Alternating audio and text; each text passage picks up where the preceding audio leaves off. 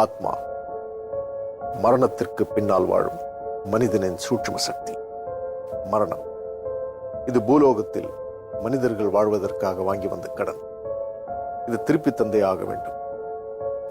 நம்மில் எத்தனை பேர் மரணத்தை ஏற்கின்றோம்? எவன் ஒருவன் மரணத்தை வரவேற்கிறானோ அவன் புண்ணிய ஆத்மாவாக பார்க்கப்படுகிறான். மரணத்தை வெறுப்பவர்களுக்கு சொர்க்கத்தில் இடமில்லை என்று சொல்கிறது வேத சாஸ்திரம். நந்துவிற்கு மரணத்தை தந்தவர்கள் அவர்களுக்கு மரணம் வரும்பொழுது மட்டும் ஏன் மரண ஓலமிட வேண்டும்? மதிகெட்டு வாழ்ந்தால் அதற்கு ஒரு முடிவு வந்துதானே ஆக வேண்டும்.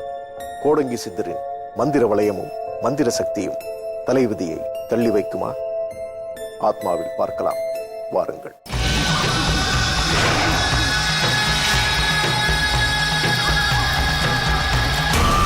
வாங்க வாங்க வாங்க, சீக்கிரம் வாங்க சித்தி. நில்லுடா. வாங்க வாங்க, ஓடி வாங்க. உன்னை கொன்னுடுறேன் இன்னைக்கு. வாங்க வாங்க வாங்க, ஓடி பிடிச்சு விளையாடலாம்.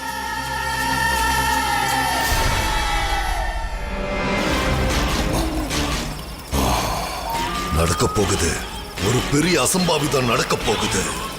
சித்தி வாங்க, என்ன வந்து பிடிங்க. வாங்க சீக்கிரம் வாங்க சித்தி. எங்க ஓடினாலும் உன்னை விட வாங்க மாட்டேன். வாங்க. என்ன உங்களால பிடிக்க முடியாது சித்தி. வாங்க வாங்க, முயற்சி பண்ணி பாருங்க. வாங்க சித்தி வாங்க.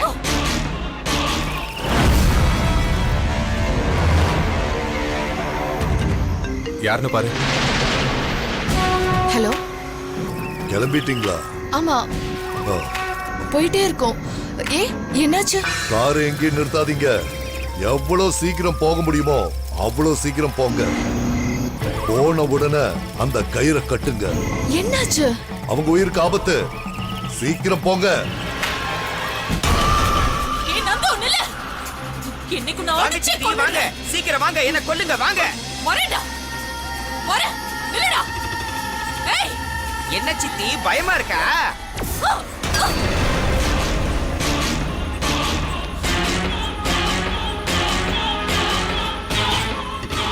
ஏய், என்ன சித்தி வயசாயிடுச்சா? உன்னை கொல்ல போறேன். ஏய்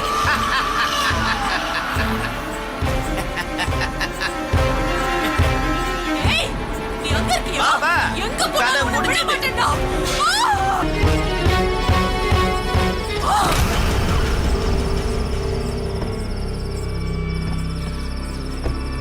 அக்கா அக்கா அக்கா, என்னாச்சு?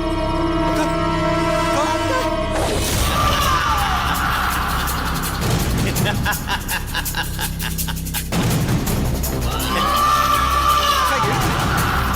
அக்கா, உன்னதான்.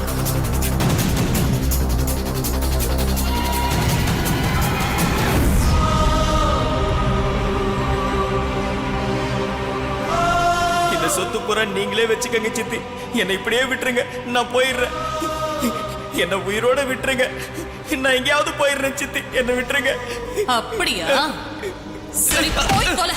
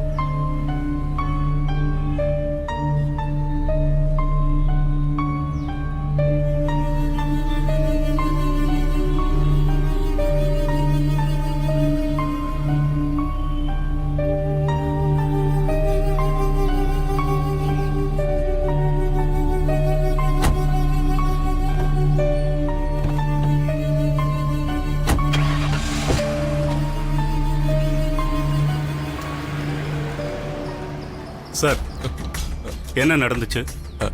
சார், நைட்டு 3 மணி இருக்கும். நானும் நிர்மலாவும் வெளியில போயிட்டு திரும்ப வந்துகிட்டு இருந்தோம். அப்போ அக்கா மேல இருந்து என் கார் முன்னாடி குதிச்சு இறந்து போயிட்டாங்க சார். அவங்க எதுக்காக அந்த நேரத்துல மொட்டை மாடிக்கு போகணும்? அதான் எனக்கு ஒன்றும் புரியல சார். ம். அவங்களா விழுந்தாங்களா இல்ல யாராவது தள்ளி விட்டாங்களான்னு தெரியுமா? அது தெரியல சார். நான் பார்க்கும்போது என் கண்ணு முன்னாடி அவங்க விழுந்ததுதான் சார் தெரியும். எதுக்காக இங்க அட்மிட் ஆயிருந்தாங்க? அது வீட்ல திடீர்னு மயக்கம் போட்டு விழுந்துட்டாங்க. அதனாலதான் ஹாஸ்பிட்டல் அட்மிட் பண்ணிருந்தோம். ஆமா, நந்து யாரு?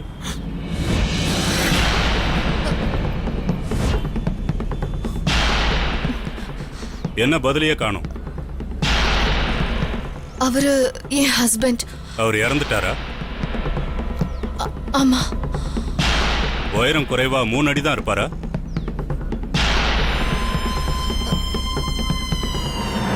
ஆமா சார். ம். இப்பதான் டாக்டர் கிட்ட விசாரிச்சேன். உங்க அக்கா நந்துன்னு ரூம் முழுக்க பிளட்ல எழுதியிருந்தாங்களாம். அதுக்கு என்ன காரணம்னு நினைக்கிறீங்க? சார் தெரியல சார்.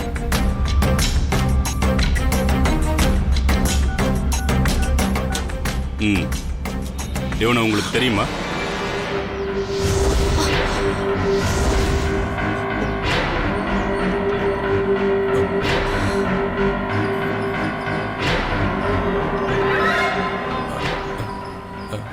யார் சார் இவரு? கிட்டத்தட்ட இறந்து போன நந்து மாதிரியே இருக்காரு. இவன் பேரு நரேன். இவனை நீங்க பார்த்ததே இல்லையா? இல்ல சார், எனக்கே இது ஷாக்கா தான் இருக்கு. சென்னையில இருந்து முந்தா நாள் தான் வந்திருக்கான். வந்த அன்னைக்கே காணாம போயிட்டான். சார் இவனுக்கும் அக்காவோட டெத்துக்கும் சம்பந்தம் இருக்குன்னு நினைக்கிறீங்களா? அப்படி சொல்ல முடியாது. இறந்து போன நந்துவும் 3 அடி உயரம்தான். காணாம போன நரேனும் 3 அடி உயரம்தான். இவங்க 2 பேருக்கும் ஏதாவது சம்பந்தம் இருக்குமான்னு தான் எனக்கு சந்தேகமா இருக்கு. வக்கீல் சார் இறந்து போனதை பத்தி ஏதாவது தகவல் கிடைச்சதா? மூச்சு திணறலால தான் இறந்திருக்காருன்னு போஸ்ட்மார்ட்டம் ரிப்போர்ட் சொல்லுது. மற்றபடி அது கொலைதான்னு ப்ரூவ் பண்ண முடியாது. ஓகே, உங்க அக்காவோட டெத்தும் ஏன் எதனாலங்கிறத பத்தி இன்வெஸ்டிகேஷன் பண்ணாதான் தெரியும். சாரி, உங்களை டிஸ்டர்ப் பண்ணிட்டேன். நீங்க உங்க வேலையை பாருங்க.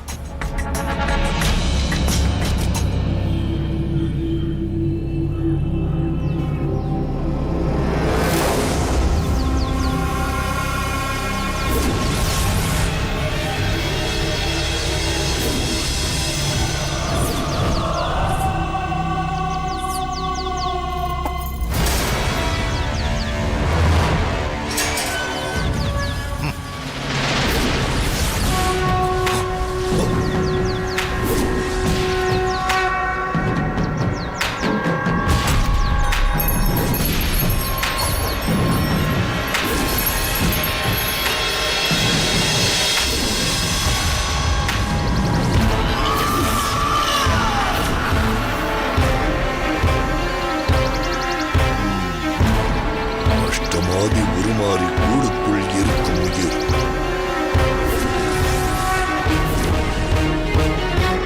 எந்த உயிர் என்னை தடுக்கிறது? காட்டு என் தாயே.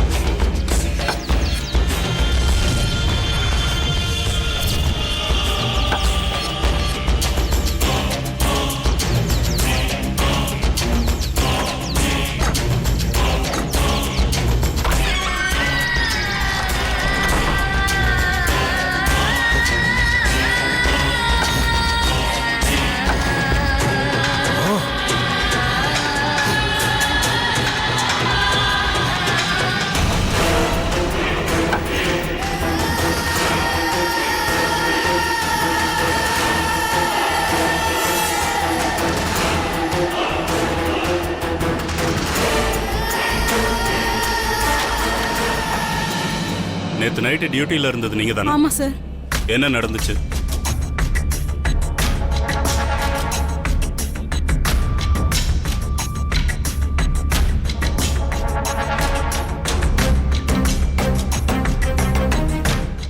டோர் டோர் தானா லாக் ஆச்சுன்னு சொல்றீங்க, அப்புறம் அதுவா ஓபன் ஆச்சா? ஆமா சார். ம். சந்தேகப்படுற மாதிரி யாரையாவது பாத்தீங்களா? ஆமா ஆமா சார். இருட்டுல குள்ளமா யாரோ போன மாதிரி இருந்துச்சு.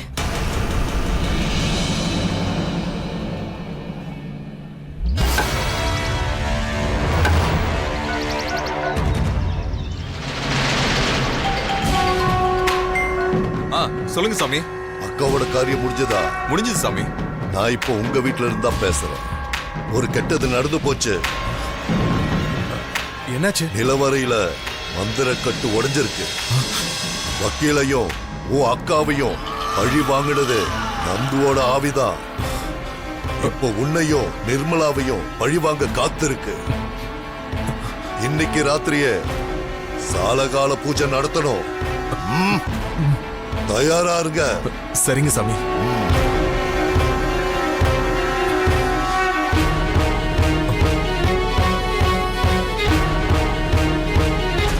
ஒரு வழியாக நாகராணியின் கதை முடிவுக்கு வந்தது. மனநிலை பாதிக்கப்பட்ட நாகராணி எப்படி மொட்டை மாடிக்கு சென்றாள் என்ற கேள்வி எழுகிறது. விதி அழைத்தால் போய்த்தானே ஆக வேண்டும். கிடைத்த சந்தோஷத்தை வைத்துக் கொண்டு நேர்மையான முறையில் வாழ்ந்திருந்தால் இப்படிப்பட்ட கேவலமான மரணம் நிகழ்ந்திருக்காது. அனைத்து சொத்துக்களுக்கும் தானே மகாராணி என்று நினைத்தவள் இன்று அனாதை பிணமாக கிடக்கிறாள். இந்த நிலைக்கு காரணம் பேராசை. குடும்பத்திற்குள் சுயநலம் இருந்தால் அது போட்டி, பொறாமையை உருவாக்கும், பகையை வளர்க்கும். அதுவே விஷ வேராக மாறி உறவையே அழித்துவிடும். ஒரு உறவையை அழித்ததனால் அதற்கான பலனை அறுவடை செய்ய ஆரம்பித்து விட்டார்கள். போலீஸ் அதிகாரி செல்போனில் காட்டிய புகைப்படத்தை பார்த்து நிர்மலா அதிர்ச்சி அடைகிறாள். மருத்துவரின் மரணமும் நாகராணியின் மரணமும் இயற்கையானதுதான் என்று அரசு துறைகள் முடிவு செய்திருந்தாலும் இது நந்துவின் கொலை விளையாடல் என்று ராஜதுரையும் நிர்மலாவும் உணர்ந்தார்கள். ஆனால் யாரும் அறியாதபடி நந்துவின் ஆவி எப்படி நாகராணியை மொட்டை மாடிக்கு கடத்தி சென்றிருக்க முடியும்? அப்படியானால் நந்துவின் ஆவி பழி வாங்குவதற்காக அதீத சக்தி பெற்று அலைந்து கொண்டிருக்கிறதா? இப்படிப்பட்ட கேள்விகள் நிர்மலாவின் மனதில் எழுந்து கொண்டிருக்கிறது. அவளது நிம்மதி குலைந்து விட்டது. போலீஸ் அதிகாரி காட்டிய நந்துவை போன்ற புகைப்படம் உண்மையிலேயே வேறொருவனா? அல்லது நந்துவை கொலை செய்ததை போலீஸ் மோப்பம் பிடித்து விட்டார்களா? நிர்மலாவின் இந்த குழப்பத்திற்கு விடை தேடுவோமா? பார்க்கலாம். நரேனை பத்தி வேற என்னெல்லாம் உங்களுக்கு தெரியும்? எதுக்கு சார் கேக்குறீங்க? ஏன் உங்க கேள்விக்கு பதில் சொன்னாதான் என் கேள்விக்கு பதில் சொல்லுவீங்களோ? இல்ல சார், நரேனை காணாம நாங்களே தவிச்சுக்கிட்டு இருக்கோம். நீங்க கேக்குறதே எங்களுக்கு புரியல. நரேன் காணாம போனதுக்கு அப்புறம் 2 மர்டர் நடந்திருக்கு. இந்த 2 மர்டர்லயும் நரேன் சம்பந்தப்பட்டிருக்கலாங்கிற சந்தேகம் எங்களுக்கு இருக்கு. சார், இது உங்களுக்கே தப்பா தெரியலையா? நரேன் எப்படி சார்? நாங்களே அவனை காணோன்னு உங்ககிட்ட தான் கம்ப்ளைண்ட் பண்ணிருக்கோம். நீங்களே இப்படி கேக்குறது எந்த விதத்துல நியாயம்னு தெரியல. எவிடன்ஸ் இல்லாம நான் இத சொல்லல. உங்களுக்கு தெரிஞ்ச வரைக்கும் நரேன் எப்படி, அதத்தான் கேக்குறேன். அவன் அந்த மாதிரி இல்ல சார், ரொம்ப கேஷுவலா இருப்பான். நீங்க சந்தேகப்படுற அளவுக்கு எந்த விதத்திலயும் அவன் தப்பானவன் இல்ல சார். சார், நீங்க ஏதோ ராங்கா திங்க் பண்றீங்க. நாங்களே லீவுக்கு சுத்தி பார்க்கலான்னு வந்தோம். வந்த இடத்துல அவனை காணோம். இப்ப நீங்க சொல்றது எங்களுக்கே ரொம்ப ஷாக்கா இருக்கு சார். நரேனுக்கு சொந்த ஒரு சென்னை தானே? ஆமா சார். உங்க கம்பெனில அவன் ஜாயின் பண்ணி எவ்வளவு நாள் இருக்கும்? அவன் எங்களோட சீனியர் சார். 5 இயர்ஸா ஒர்க் பண்ணிட்டு இருக்கான். நரேன் இங்க வர்றது இதான் முதல் தடவையா? அவன் மட்டும் இல்ல சார், நாங்க எல்லாருமே இங்க வர்றது இதான் ஃபர்ஸ்ட் டைம். உங்களுக்கு ஜமீன்தார் வீட்டை பத்தி தெரியுமா? ஜமீன்தார் வீடா? கேள்விப்பட்டதே இல்ல சார். எங்களுக்கு சம்பந்தம் இல்லாத கேள்வி எல்லாம் கேட்காதீங்க சார். எங்களுக்கு ஒண்ணுமே தெரியாது. கிணறு தோண்ட பூதம் கிளம்புன மாதிரி நரேனை காணும்னு கம்ப்ளைண்ட் பண்ணிருந்தீங்க. ஆனா விஷயம் பூதத்தை விட பயங்கரமா இருக்கு. எனிவே, காணாம போன நரேன் எங்க, ஏன், என்ன ஆனாங்கிற கேள்விதான் அதிகமா இருக்கு. கண்டுபிடிச்சிடலாம் சார். அவன் எங்க போயிட முடியும்? நான் சொல்ற வரைக்கும், அதாவது இந்த கேஸ் முடியற வரைக்கும் யாரும் இங்க இருந்து போக கூடாது. புரியுதா? சார், நரேன் அப்பாவி சார். வெயிட் பண்ணி பாப்போம், அப்பாவியா பாவியான்னு. நான் சொன்னது ஞாபகம் இருக்குல்ல? ம்.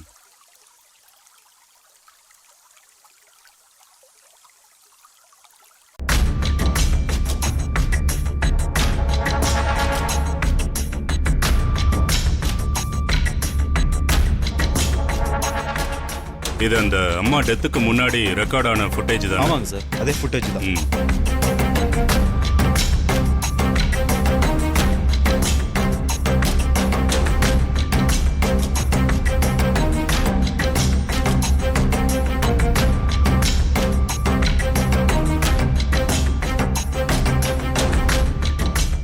அந்த அம்மா மட்டும் யார்கிட்டயோ பேசிக்கிட்டு இருக்காங்க. ஆனா அங்க யாருமே இல்லையே. அவங்களுக்கு டிப்ரெஷன் ஓவரா இருந்தது சார்.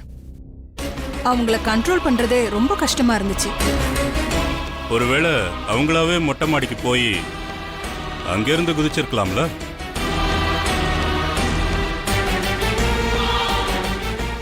இருக்கலாம் சார், அதுக்கும் சான்சஸ் இருக்கு.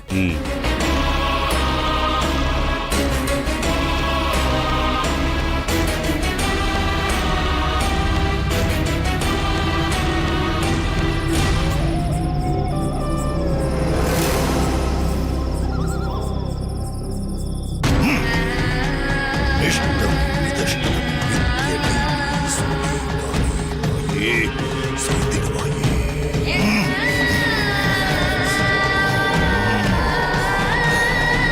சித்தம் பித்தம் கலந்த பிண்டமே.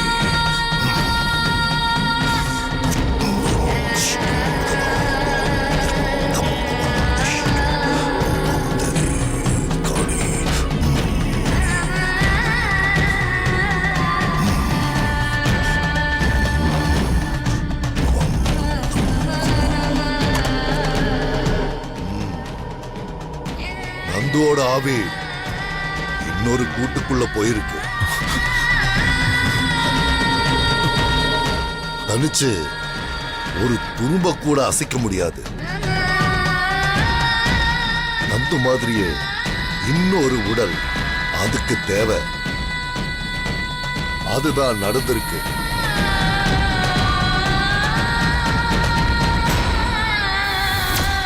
இவனை தெரியுமா?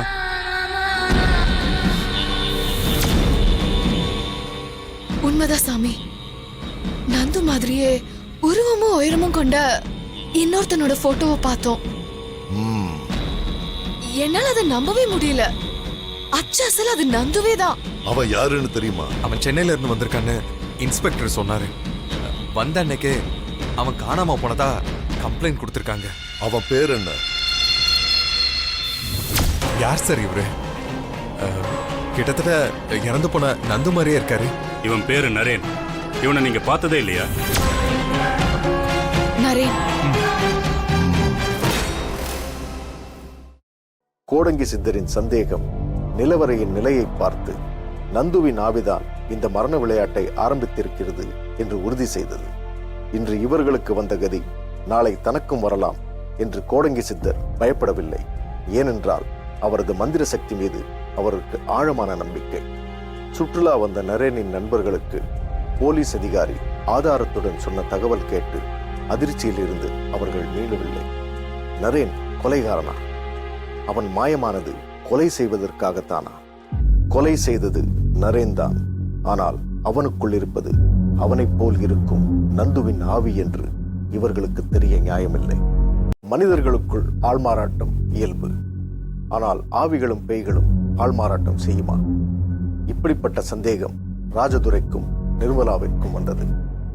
ஏனென்றால் அவர்களுக்கு வந்த குழப்பம் அப்படி. வேறொரு உடம்பில் நந்துவின் ஆவி புகுந்திருப்பதை சொன்ன கோடங்கி சித்தர் யாருடைய உடம்பு என்று சொல்லவில்லை.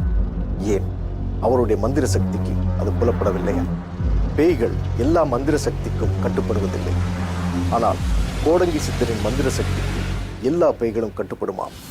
ஆனால் இன்று நந்துவின் ஆவி செய்யும் கொலை வெறி தாண்டவம் கோடங்கி சித்தரின் மந்திர சக்தி நம்பிக்கையை சிதைப்பது போலாகிவிட்டது. அடுத்து என்ன செய்ய போகிறார் கோடங்கி சித்தர்? வாருங்கள், ஆத்மாவிற்குள் செல்லலாம். அவன் பேர் என்ன? யார் சார் இவரு? கிட்டத்தட்ட இறந்து போன நந்து மாதிரியே இருக்காரு. இவன் பேரு நரேன். இவனை நீங்க பார்த்ததே இல்லையா? நரேன்.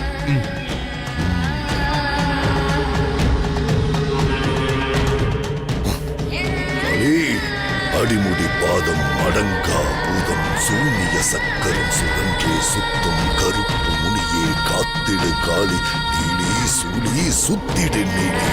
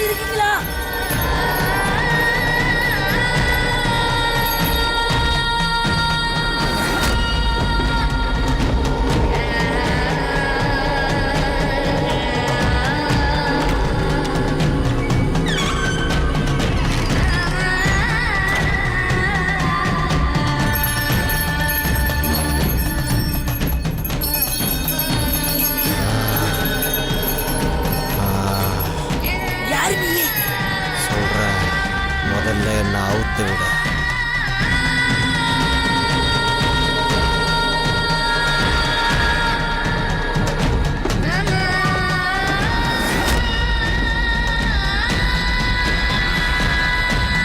அவங்க எல்லாரையும் நான் பழி வாங்கணும். அதனால எனக்குள்ள இருக்கிற ஆத்மாவை நான் உனக்குள்ள செலுத்த போறேன்.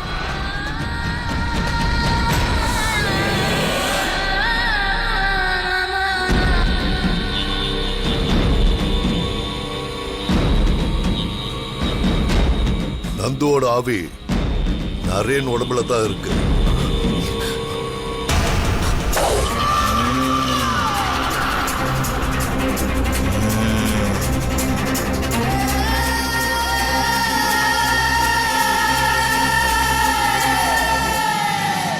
நந்துவின் ஆவி நரேனின் உடம்புக்குள் இறங்குவதை கோடங்கி சித்தர் உறுதி செய்தார். இப்போது அடுத்த உயிர்பலி ராஜதுரையா நிர்மலாவா? யாராக இருந்தாலும் அதை தடுத்தாக வேண்டும். அந்த கடமை கோடங்கி சித்தருக்கு உண்டு. நந்துவின் ஆக்ரோஷ சக்தியால் கோடங்கி சித்தரின் மந்திர வீச்சு வீழுமா, அல்லது கோடங்கி சித்தரின் மந்திர சக்தியால் நந்துவின் ஆக்ரோஷம் அழியுமா? இரண்டுமே துர்சக்திகள் தான். ஆனால் நந்துவின் ஆக்ரோஷத்தில் ஒரு நியாயம் இருக்கிறது. அது ஒரு அநியாய மரணத்திற்காக நீதி கேட்கும் நியாயம். ஆனால் கோடங்கி சித்தரிடம் எந்த நியாயமும் இல்லை. தன்னை அசைக்க முடியாத சக்தியாக நம்பியிருக்கும் கோடங்கி சித்தருக்கு ஒரு சறுக்கல் ஏற்பட்டிருக்கிறது. இது தொடருமா இல்லையா? நாளை பார்க்கலாம்.